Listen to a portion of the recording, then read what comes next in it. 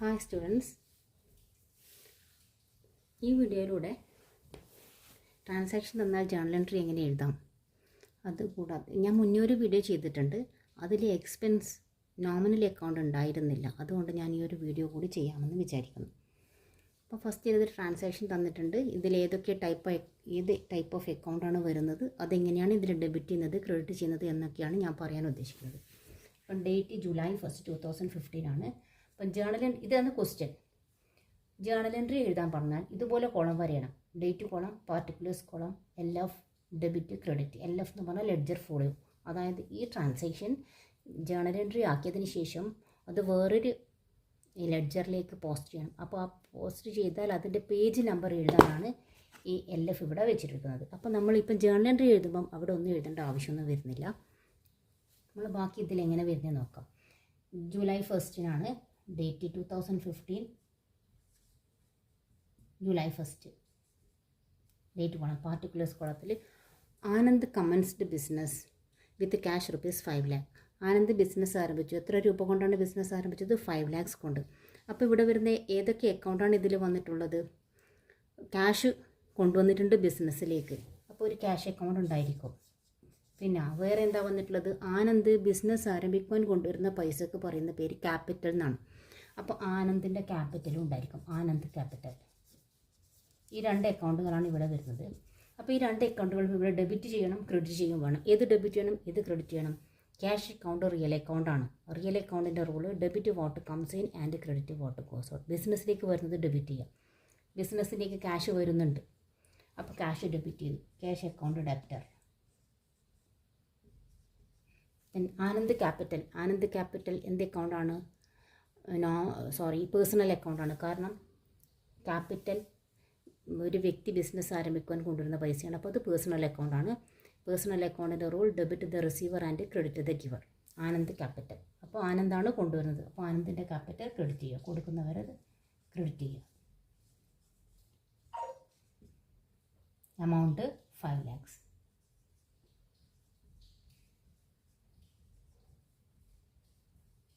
പിന്നെ നറേഷൻ എഴുതണം. നറേഷൻ എന്ന് പറഞ്ഞാൽ ഈ ജേർണൽ എൻട്രിയുടെ എക്സ്പ്ലനേഷനാണ് narration. Capital introduced.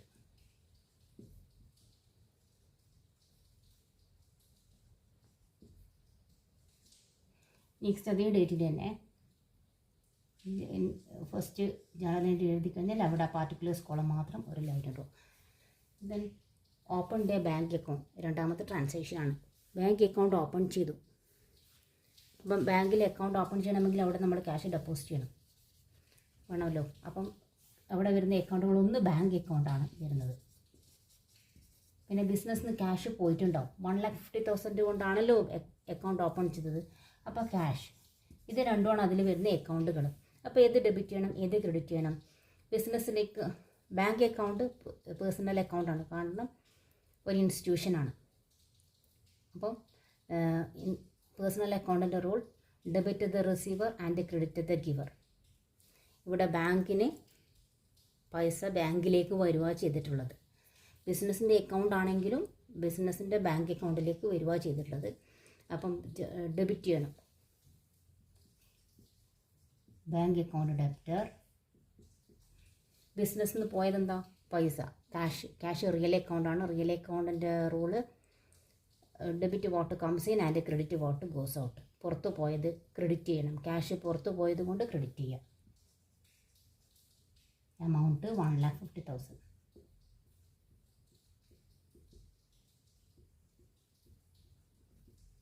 Narration open the bank account.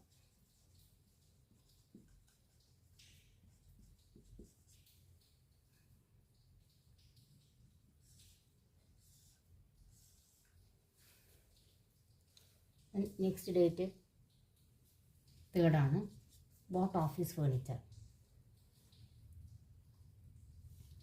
Office furniture വാങ്ങി. ബോട്ട് എന്ന് പറഞ്ഞാൽ പർച്ചേസ്, വാങ്ങി.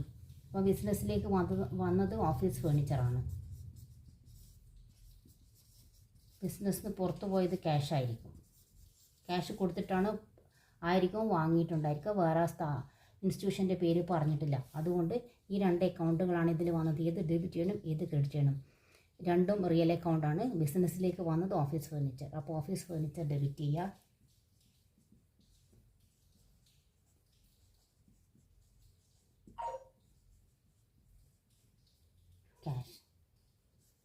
ക്യാഷ് പോയി. എമൗണ്ട് 40,000.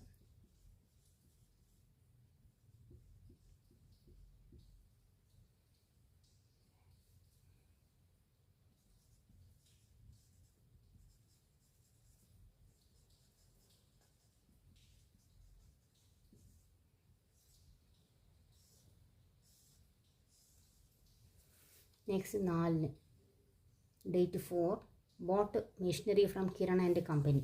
ഇവിടെ വരുന്ന 2 അക്കൗണ്ടുകൾ ഏതാ? ഒന്ന് മിഷനറി,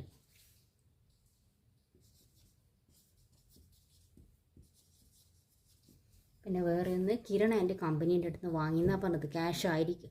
ഒരു സ്ഥാപനത്തിൻ്റെ പേരോ ഒരാളുടെ പേരോ പറയുകയാണെങ്കിൽ അത് ക്യാഷ് കൊടുത്തിട്ടുണ്ടായിരിക്കില്ല, ക്രെഡിറ്റ് ട്രാൻസാക്ഷൻ ആയിരിക്കും, കടത്തിന് വാങ്ങിയതായിരിക്കും. അപ്പം കിരൺ ആൻഡ് കമ്പനിയാണ് വേറൊരു അക്കൗണ്ട്. അപ്പോൾ ഒന്ന് real account, personal account. Real അക്കൗണ്ടിൽ ഡെബിറ്റ് വാട്ട് കംസ് ഇൻ. മിഷനറിയാണ് ബിസിനസ്സിലേക്ക് വന്നിട്ടുള്ളത്. അപ്പം മിഷനറി അക്കൗണ്ട് ഡെബിറ്റർ.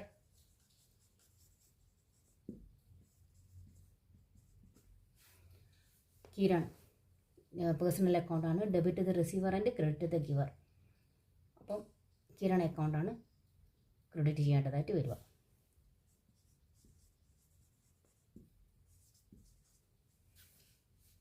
$70,000.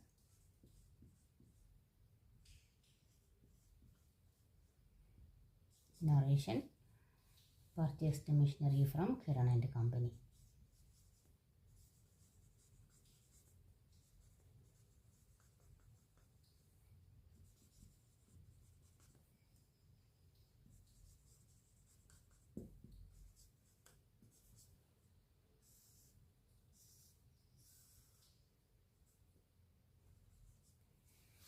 Next 7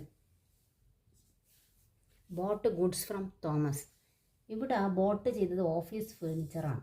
ഇവിടെ മെഷീനറിയാണ് വാങ്ങിയത്. രണ്ടും ബിസിനസ് പർപ്പസിന് വേണ്ടി വാങ്ങിയ സാധനങ്ങളായതുകൊണ്ടാണ്, അതായത് ലോങ് ടേം ദീർഘകാല ആവശ്യത്തിന് വേണ്ടി വാങ്ങിയ സാധനങ്ങളായതുകൊണ്ടാണ് അതിൻ്റെ പേര് തന്നെ കൊടുത്തിട്ടുള്ളത്. കാരണം ഇത് വിൽക്കാൻ വാങ്ങിയ സാധനങ്ങളല്ല, ബിസിനസ്സിൻ്റെ യൂസിന് വേണ്ടി വാങ്ങിയതാണ്. പക്ഷേ ബോട്ട് ഗുഡ്സ്, ഇവിടെ ഗുഡ്സ് പറഞ്ഞിട്ടുണ്ട്. ഗുഡ്സ് എന്ന് പറഞ്ഞാൽ ബിസിനസ് ആവശ്യത്തിന് വേണ്ടി വാങ്ങുന്നതല്ല, വിൽക്കാൻ വേണ്ടുന്ന അതായത് സെയിലിന് വേണ്ടി വാങ്ങുന്ന സാധനം, ബിസിനസ് നടത്തിക്കൊണ്ടു പോകാം. അപ്പോൾ അങ്ങനെയാണെങ്കിൽ ബോട്ട് ഗുഡ്സ് എന്ന് പറഞ്ഞാൽ ആ ഗുഡ്സ് വിൽക്കാൻ വേണ്ടി വാങ്ങുന്ന സാധനങ്ങൾ വാങ്ങിയതാണ്. അപ്പോൾ അതിനൊരിക്കലും ഗുഡ്സ് എന്ന് പറയാൻ പാടില്ല. വാങ്ങുമ്പോൾ പർച്ചേസ് അക്കൗണ്ടേ പാടുള്ളൂ. ബോട്ട് ഗുഡ്സ് ആണെങ്കിൽ അക്കൗണ്ട് വരുന്നത് പർച്ചേസ് ആയിരിക്കണം. ബോട്ട് ഗുഡ്സ് ആണെങ്കിൽ ഗുഡ്സ് പറയാൻ പാടില്ല account. Then Thomas and company. Thomas and കമ്പനീൻ്റെ അടുത്ത് നിന്നാണ് വാങ്ങിയിട്ടുള്ളത്. അപ്പം കടത്തിന് വാങ്ങിയതായിരിക്കും. അപ്പോൾ തോമസ് ആൻഡ് കമ്പനിക്ക് നമ്മൾ കൊടുക്കാനുണ്ടായിരിക്കാം. അപ്പോൾ ഈ 2 അക്കൗണ്ടുകളാണ് വരുന്നത്, പർച്ചേസും തോമസ് ആൻഡ് കമ്പനിയും. അപ്പം ജേണൽ എൻട്രി വരുന്നത് പർച്ചേസ് അക്കൗണ്ട് ഡെബിറ്റർ,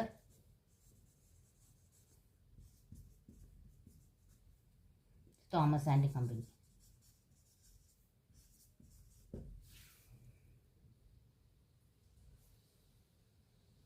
amount 1,20,000.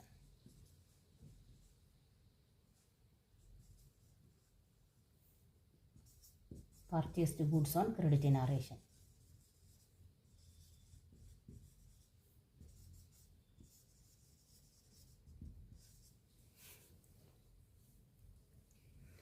ഇപ്പോൾ 7 കഴിഞ്ഞു. അപ്പോൾ ഇത്രയും ജേണൽ എൻട്രി മനസ്സിലായിട്ടുണ്ടാവുമെന്ന് വിചാരിക്കുന്നത്. പർച്ചേസ് അക്കൗണ്ട് റിയൽ അക്കൗണ്ടാണ്. പർച്ചേസ് നോമിനൽ അക്കൗണ്ടായിട്ടും ട്രീറ്റ് ചെയ്യാറുണ്ട്, പർച്ചേസും സെയിലും. അപ്പം ബിസിനസ്സിലേക്ക് വന്നത് ഗുഡ്സാണ്, അതുകൊണ്ട് പർച്ചേസ് അക്കൗണ്ട് ഡെബിറ്റ് ചെയ്തു. തോമസ് പേഴ്സണൽ അക്കൗണ്ടാണ്. Personal account debit the receiver and credit the giver. അപ്പം തോമസിന് നമ്മൾ പൈസ കൊടുക്കാനുണ്ടായിരിക്കും, അതുകൊണ്ട് തോമസിൻ്റെ അടുത്താണ് സാധനം വാങ്ങിയിട്ടുള്ളത്, അതുകൊണ്ട് തോമസ് ക്രെഡിറ്റ് ചെയ്തു. നെക്സ്റ്റ് വരുന്നത് ക്യാഷ് സെയിൽസ് ആണ്. അപ്പം ഞാനിത് മാറ്റിയിട്ട് അടുത്ത ജേണൽ എൻട്രി എഴുതാൻ പോവാം.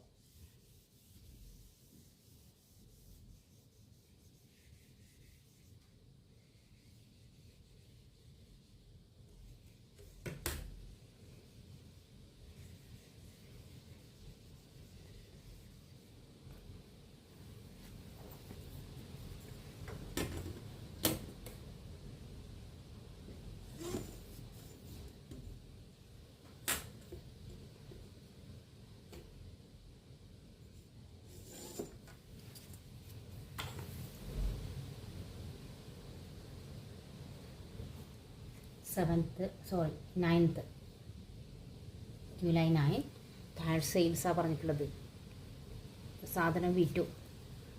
അപ്പോൾ വിറ്റ് കഴിഞ്ഞാൽ ഗുഡ്സ് ആയിരിക്കും വിറ്റിട്ടുണ്ടാവുക. ഈ വാങ്ങിയ സാധനങ്ങളായിരിക്കും വിറ്റുണ്ടാവുക. അപ്പം ജേണൽ എൻട്രി അക്കൗണ്ട് വരുന്നത് ക്യാഷും സെയിൽസുമാണ്. ക്യാഷ് സെയിൽസിന് അടുത്ത ജേണൽ എൻട്രി ബിസിനസ്സിലേക്ക് ക്യാഷ് വന്നു. സാധനം വിറ്റാൽ ക്യാഷ് വന്നു. റിയൽ അക്കൗണ്ട് ക്യാഷാണ്. ക്യാഷ് വന്നാൽ cash account debtor to sales. Amount 55,000.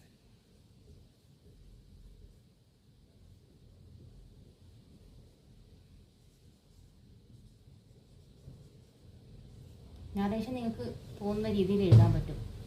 Journal entry explain ചെയ്യേണ്ട ആവശ്യമുള്ളൂ. ദെൻ 12th sold goods to Ramesh.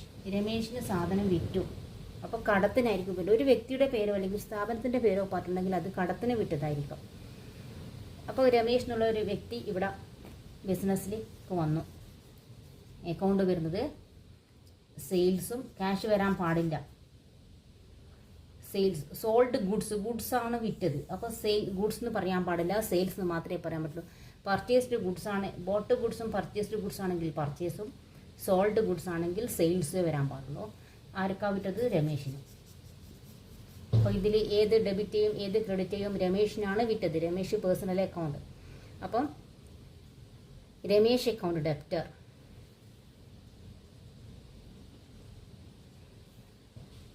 $27,500 to sales. എത്ര വരുന്നത്? 27,500. Sold goods on credit.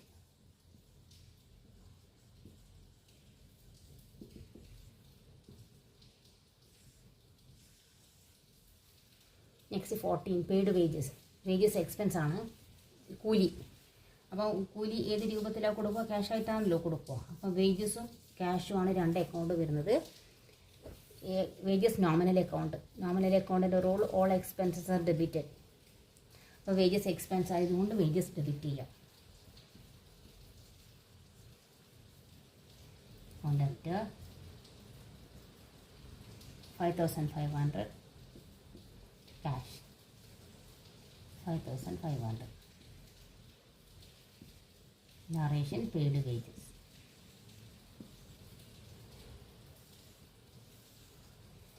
Then date 15 sundry expenses. അതും സൺഡ്രി എക്സ്പെൻസ് എന്ന് പറഞ്ഞാൽ അല്ലറ ചില്ലറ ചിലവുകൾ തന്നെ അത് വരുന്നത്. അതിൽ വരുന്ന രണ്ട് അക്കൗണ്ട്, ഒന്ന് സൺഡ്രി എക്സ്പെൻസും മറ്റൊന്ന് ക്യാഷും. രണ്ട് അക്കൗണ്ട്. അപ്പോൾ അത് സൺഡ്രി എക്സ്പെൻസ് നോമിനൽ അക്കൗണ്ടാണ്. നോമിനൽ അക്കൗണ്ട് ഡെബിറ്റ് ചെയ്യണം. Sundry expense account debtor.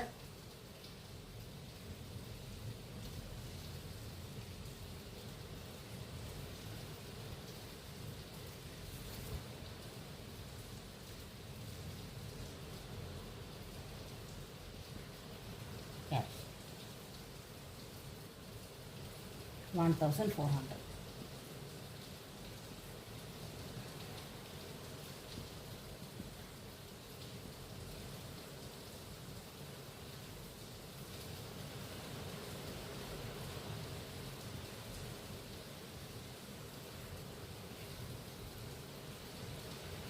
Next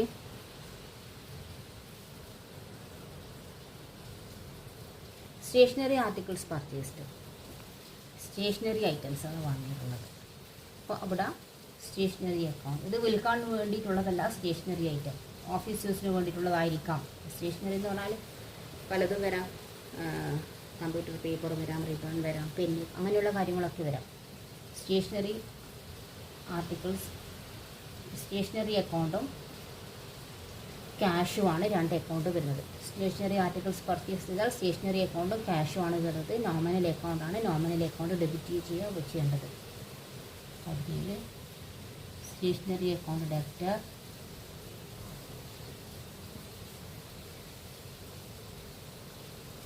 cash. Amount 2,400.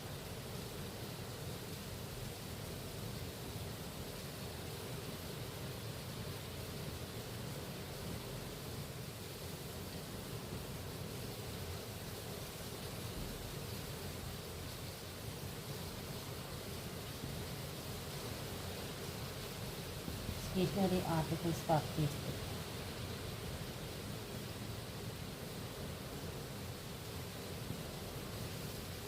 Next വരുന്നത് 20 ആണ്. അപ്പോൾ ഈ ജേണൽ എൻട്രി മനസ്സിലായിട്ടുണ്ടാവുമെന്ന് വിചാരിക്കുന്നു. ഞാൻ അടുത്തതിലേക്ക് പോവാണ്.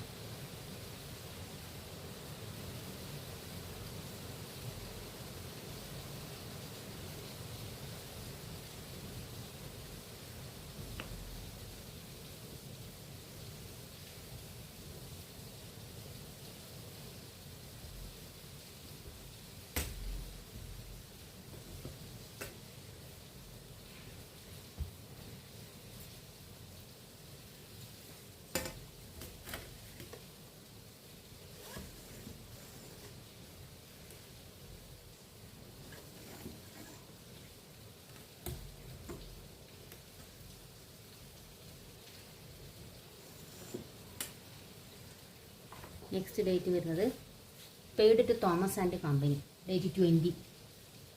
തോമസ് ആൻഡ് കമ്പനി ഇവിടെ മേലെ എവിടെയെങ്കിലും പറഞ്ഞിട്ടുണ്ടായിരിക്കും. ഇതാ 7th ഗുഡ്സ് വാങ്ങിയത്. തോമസ് ആൻഡ് കമ്പനീൻ്റെ അടുത്ത് കടത്തിന് ഗുഡ്സ് വാങ്ങിയിട്ടുണ്ട്. അപ്പോൾ കടം കൊടുക്കാനുണ്ടായിരിക്കാം. അതുകൊണ്ട് അതിൽ എത്ര കൊടുത്തു? 65,000 കൊടുത്തു. അപ്പം തോമസ് ആൻഡ് കമ്പനിക്ക് paid to Thomas and company. അതിൽ വരുന്ന അക്കൗണ്ടുകൾ ഏതൊക്കെയാണ്? ക്യാഷും തോമസ് ആൻഡ് കമ്പനിയും.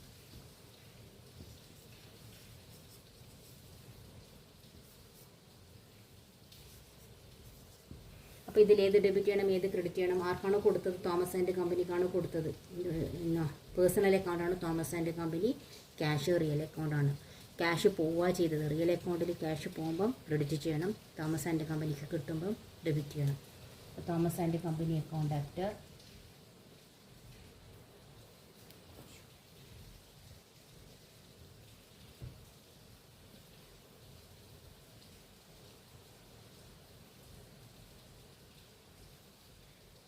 cash amount 65,000.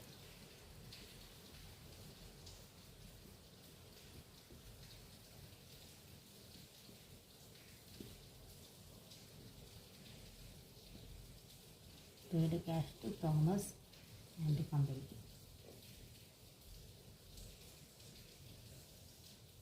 Next day 21. Paid electricity charges. Electricity charges expense ആണ്.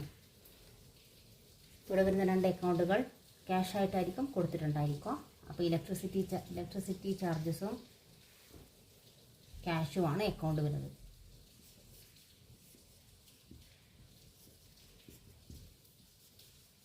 ഇതിലേത് ഡെബിറ്റ് ചെയ്യും, ഏത് ക്രെഡിറ്റ് ചെയ്യും? ഇലക്ട്രിസിറ്റി ചാർജസ് നോമിനൽ അക്കൗണ്ടാണ്. Electricity charges account after cash, date 21.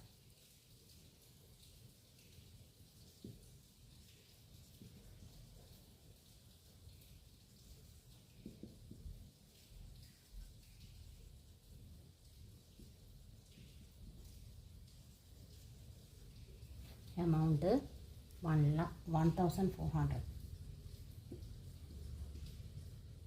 paid electricity charges.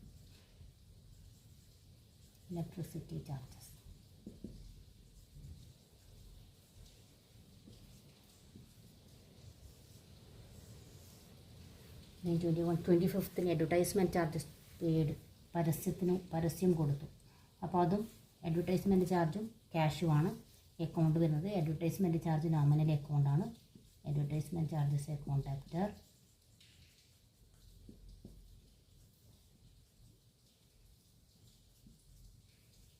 to cash, amount 500.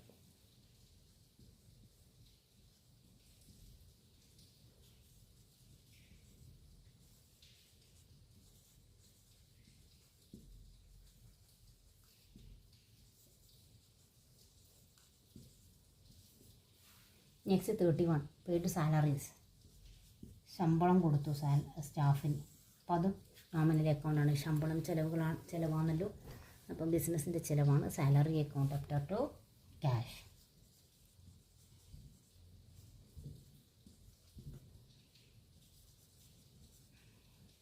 amount 5,500.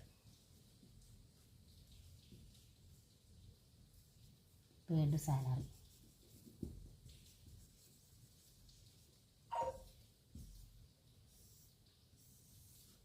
Next അതേ ഡേറ്റിന് rent of ബിൽഡിങ്ങിൻ്റെ rent കൊടുത്തു, അതും ചിലവാണ്. നോമിനൽ അക്കൗണ്ടാണ്. Rent account debtor cash amount 25,000.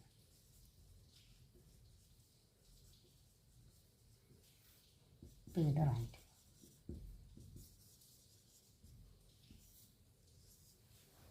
Okay, ഈ ട്രാൻസാക്ഷൻ കംപ്ലീറ്റ് ആയിട്ടുണ്ട്. അപ്പോൾ ഈ വീഡിയോ ഇഷ്ടപ്പെട്ടിട്ടുണ്ടെങ്കിൽ ലൈക്ക് ചെയ്യാനും ഷെയർ ചെയ്യാനും സബ്സ്ക്രൈബ് ചെയ്യാനും മറക്കരുത്. അടുത്ത വീഡിയോ ആയിട്ട് വീണ്ടും കാണാം. ഓക്കെ.